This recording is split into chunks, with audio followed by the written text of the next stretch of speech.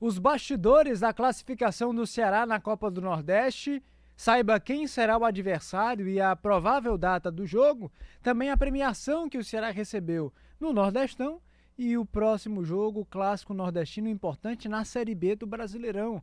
Tudo isso e muito mais no vídeo de hoje do Jogada do Vozão.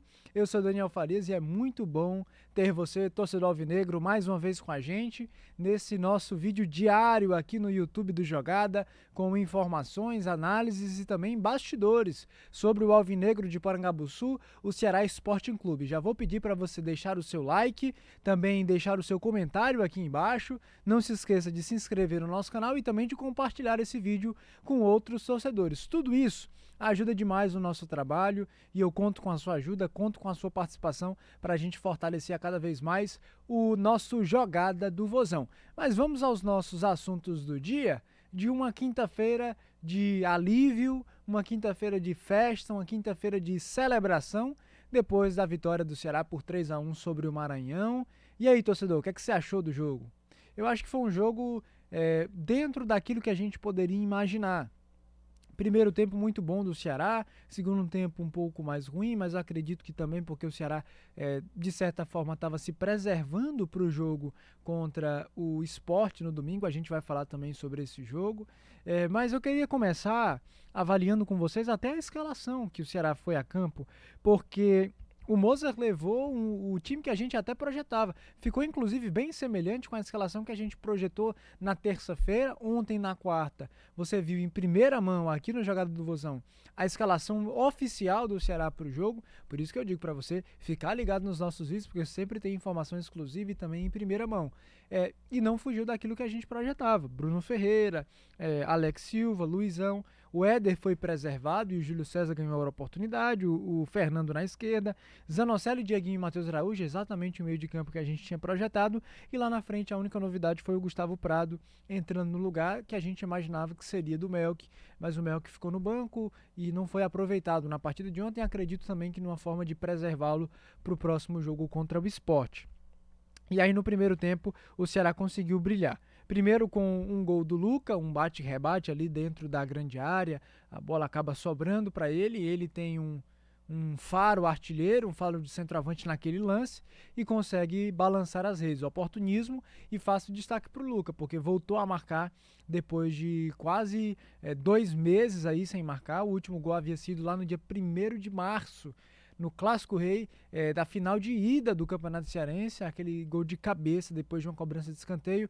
Ele teve lesão depois disso, o Wendel Silva assumiu a titularidade de vez, mas agora o Luca voltando a marcar. Acho que isso é muito positivo, porque acho que é uma posição que ainda não está resolvida.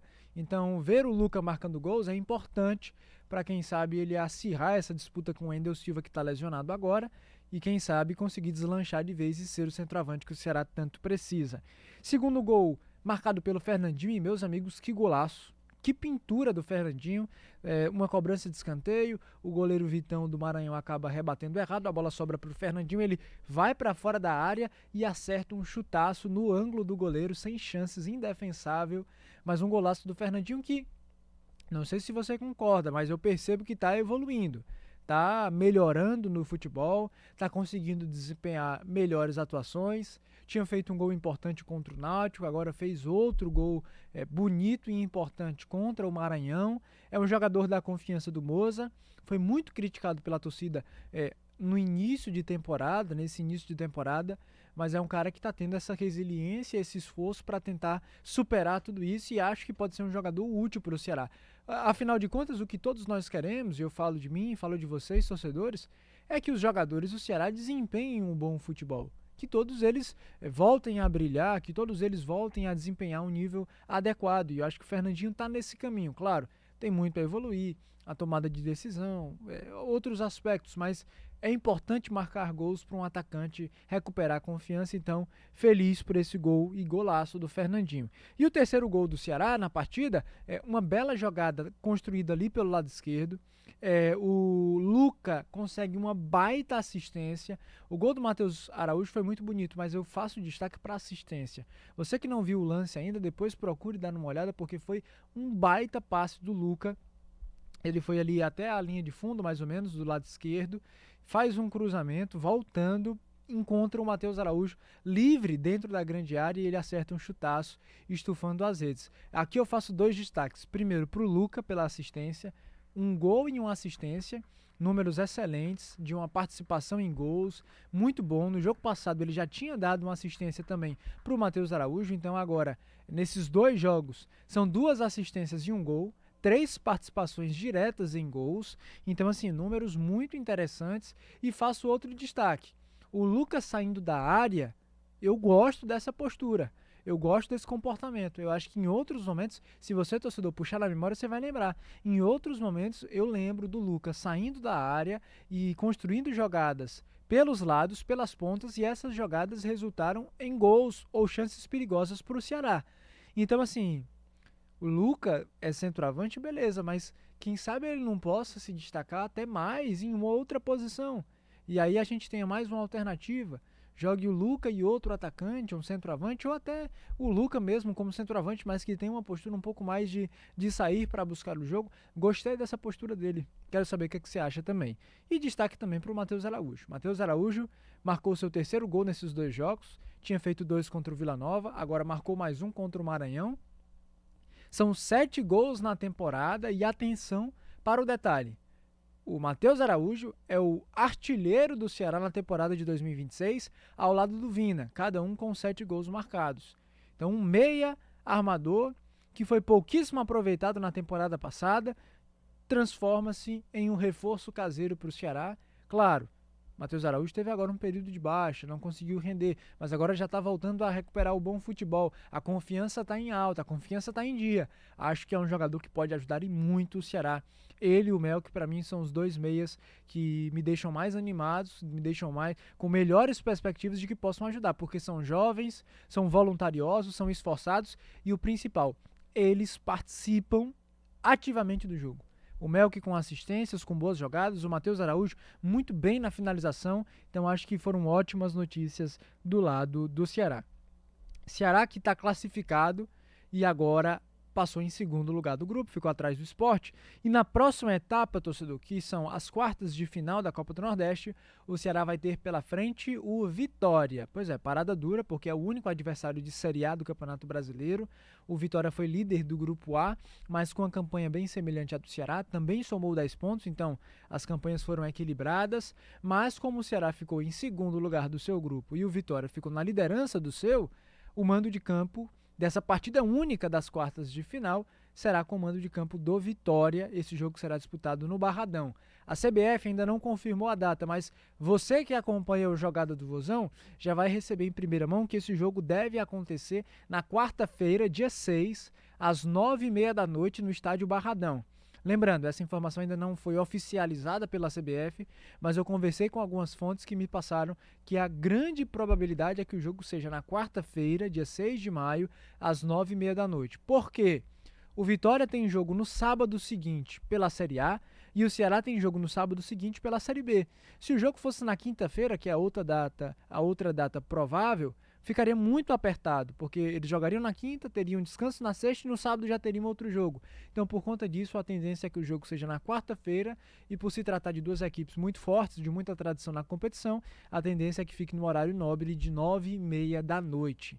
Jogo difícil, parada dura, mas nos próximos vídeos a gente vai ter a oportunidade de destacar um pouco mais esse confronto entre Ceará e Vitória. Mas já quero saber, torcedor alvinegro, o que foi que você achou dessa classificação, o que foi que você achou desse jogo contra o Maranhão e principalmente, se você está confiante que o Ceará vai conseguir se classificar contra o Vitória. Olha, eu sei que é adversário de Série A, eu sei que o investimento é maior, mas eu estou confiante. Eu estou confiante de que o Ceará pode avançar o Vitória. Eu lembro de várias edições da Copa do Nordeste que o Ceará conseguiu eliminar o Vitória, seja nas quartas ou na semifinal. Então por que isso não pode acontecer de novo?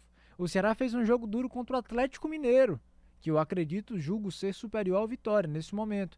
Por que ele não pode fazer também com o Vitória? E é jogo único, meu amigo. Mozart é estrategista, Mozart é inteligente. Acho que ele pode montar um esquema ali, uma estratégia para o Ceará avançar. Tô confiante, mas quero saber também a sua opinião, torcedor alvinegro. E aí, só para a gente destacar, Antes disso, o Ceará vai ter outro compromisso importante, outro jogo difícil e outro clássico nordestino. No domingo, vai enfrentar o Sport na 7ª rodada da Série B do Brasileirão. O Ceará que está ali na 6ª posição, está dentro do G6. Olha o cronograma que o Ceará vai ter. O Ceará jogou na quarta contra o Maranhão.